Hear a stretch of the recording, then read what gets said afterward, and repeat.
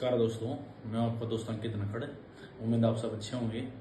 दोस्तों, आज की हमारी हिस्ट्री की तीसरी क्लास है, लेकिन रियल हम देखें तो आज से हमारी जो मेन क्लास शुरू होगी। अब से पहले जो हमने किया है वो समझने के लिए बहुत ज़रूरी है, लेकिन एग्ज़ाम के पॉइंट ऑफ व्यू से इतना ज़रूरी नहीं था।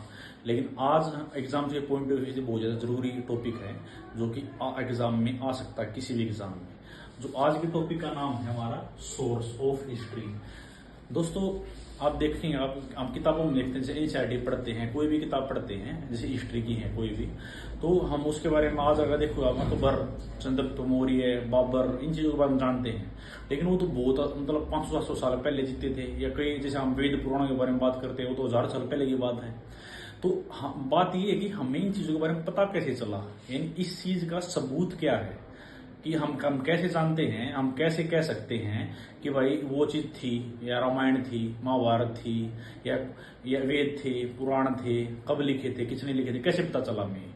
आज के टाइम तो हम सब कुछ जानते हैं। तो बात ये है, तो इसके बारे में आज का यही टॉपिक है कि हम कैसे इतिहास को लिखते हैं, कैसे इन बातों के बारे में हमें पता चलता है, उसी के बारे में हम आज जानेंगे। तो सबसे पहले हमारा टॉपिक है सोर्स ऑफ हिस्ट्री। लेकिन दोस्तों, इसके बारे में जानने से पहले हमें 2-3 शब्द हैं जो समझने होंगे, जो बहुत जरूरी हमारी बेसिक समझ के लिए। सबसे पहले बात, एक 3 शब्द, एक सोर्स हो गया, एक दूसरा शब्द होता है एविडेंस, तीसरा शब्द होता है प्रूफ। प्रूफ को हम हिंदी में कहते हैं प्रमाण, एविडेंस को कहते हैं हम साक्ष्य, सोर्स को कहते हैं हम स्रोत। अब बात यह है कि सबसे पहले जानना जरूरी है कि इन तीनों का मतलब क्या है, डिफरेंस क्या है, तभी हम इस चीज को समझ पाएंगे। तो देखो दोस्तों, सोर्स का मतलब होता है कि कोई चीज कहां से जन्मी है या पहली बार आई है जहां से, उसको हम कहते हैं सोर्स। और एविडेंस का मतलब होता है जो सोर्स है, यानी जो चीज जन्मी है, अगर हम उसी चीज का अगर हम यूज कर लें अपने को सपोर्ट करने के लिए, किसी चीज को सहायता करने के लिए, हेल्प करने के लिए, तो उसको हम कहते हैं एविडेंस।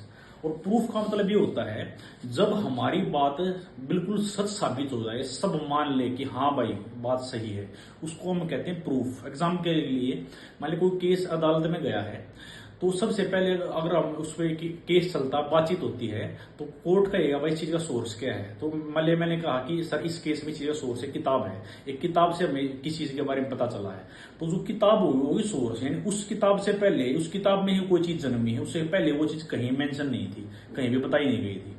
उस किताब के अंदर जो चीज लिखी हुई है, अगर हम उसको अपनी हेल्प के लिए अगर कोर्ट में यूज करते हैं, वो इन्फॉर्मेशन जो लिखी है, उसको हम कह देंगे एविडेंस। अगर वो बात अदालत ने मान ली कि हाँ भाई आपकी बात सच है, तो उसको हम कह देंगे प्रूफ। तो उम्मीद है दोस्तों आपको ये बात समझ में आई होगी। अब हम अपना टॉपिक की शुरुआत करते हैं।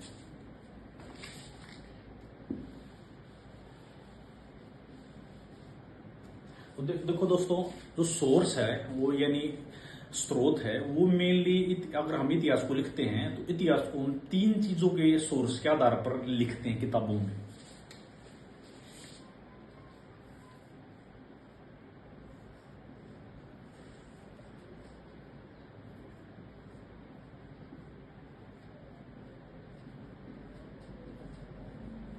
एक हो गया पुरातात्विक, दूसरा हो गया अपना लिखित, तीसरा हो गया मौखिक।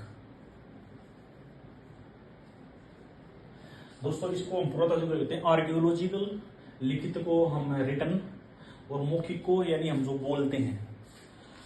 अब अगर आप देखोगे जो पुरातात्विक है, सबसे पहले सुने इस शब्द का क्या मतलब है। पुरातात्विक का दोस्तों मतलब है आज से हजारों लाखों साल पहले इंसान जिस चीज का यूज करता था, जैसे कि बर्तन, किस चीज में खाता था, कहाँ सोता था, कहाँ रहता था, तो वे चीजें हजारों साल पहले जो इंसान यूज करता था, अगर वो हमें मान लीजिए अब कोई आपदा आ गई, कोई बाढ़ आई, कुछ भी आ गया, अब मान ली वो हर चीज वो नहीं, पूरी जो मान ली कोई गांव है या कोई देश है वो नष्ट हो गया पूरा, लेकिन जो चीजें जो यूज करते थे वो तो वहीं के वहीं रहेगी।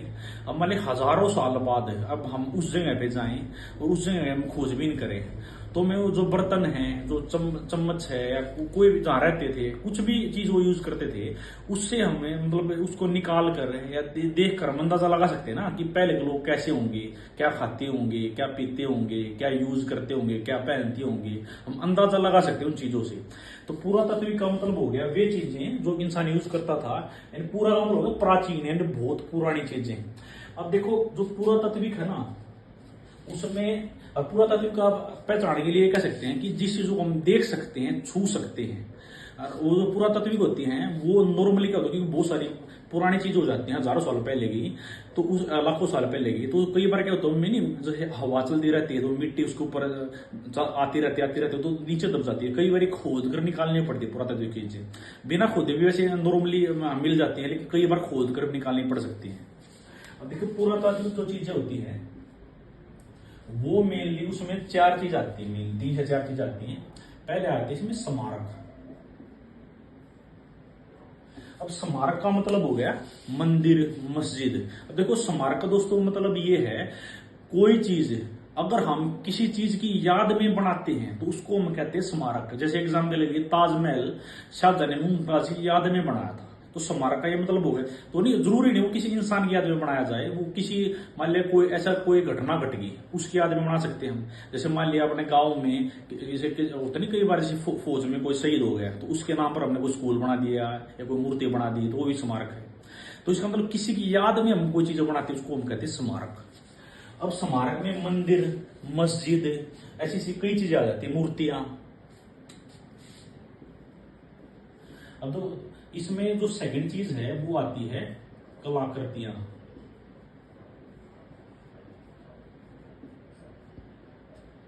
कलाकृतियों का दोस्तों मतलब होता है जैसे कि हम कला यानी आर्ट, यानी जैसे इंसान, अगर इंसान को कोई ऐसी चीज आती है जिस जैसे कि मान लिया बर्तन बनाना या कुछ भी मतलब मूर्ति बनाना, तो वो चीज सारी कलाकृतियों में आ जाती है। अब स्मारक और कलाकृति के बाद हो गया अपना शिलालेख, इंस्क्रिप्शन इसको कहते हैं हम, इंस्क्रिप्शन।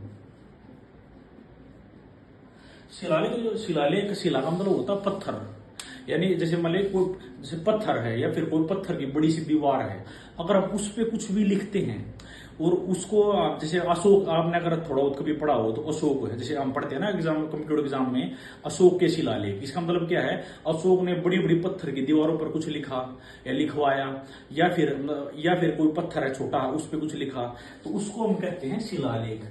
अगर वहां से हमें कोई जानकारी मिलती है किसी जैसे अशोक के बारे में, अशोक ने लिखवाया, तो इसका मतलब क्या है, हमें अशोक के टाइम की जानकारी इन शिलालेखों से मिलती है। तो इसलिए ये शिलालेख भी बहुत इंपॉर्टेंट एक पुरातात्विक साक्ष्य है, जिससे हम उसका जैसे अशोक के बारे में कैसे पता चला, जो उसके बारे में लिखी गई हैं बातें वो उनके शिलालेख से ही पता चला है। चौथा दोस्तों इसमें जो बात है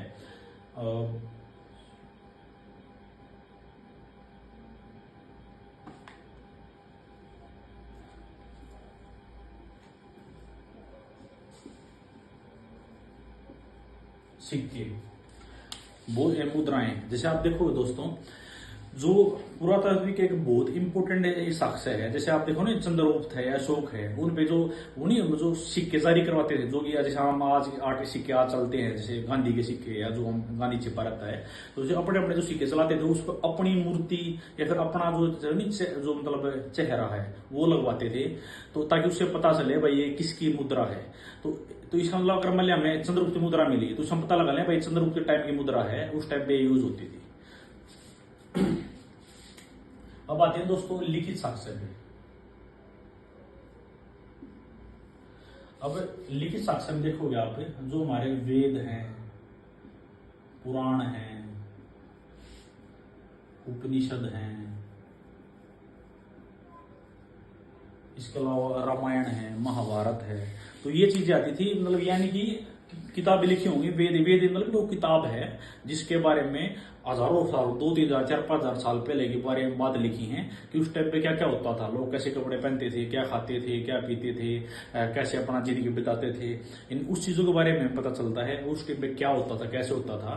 तो यहाँ से भी इतिहासकार बहुत सारी चीजें उठाते हैं और अपनी बुकों में, जो हिस्ट्री की बुक हम जो पढ़ते हैं उसमें लिखते हैं।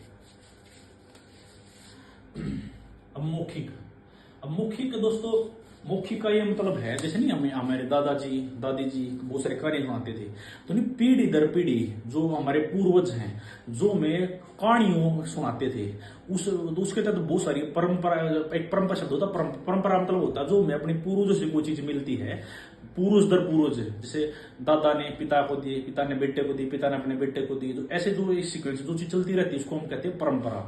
तो कई चीजें ऐसे होती हैं जो कि पूरे भारत में कई जगह नहीं मिलती, वो सिर्फ कुछ एरिया में मिलती हैं। जैसे वे कुछ एरिया को ही पता होती है उन बातों के बारे में।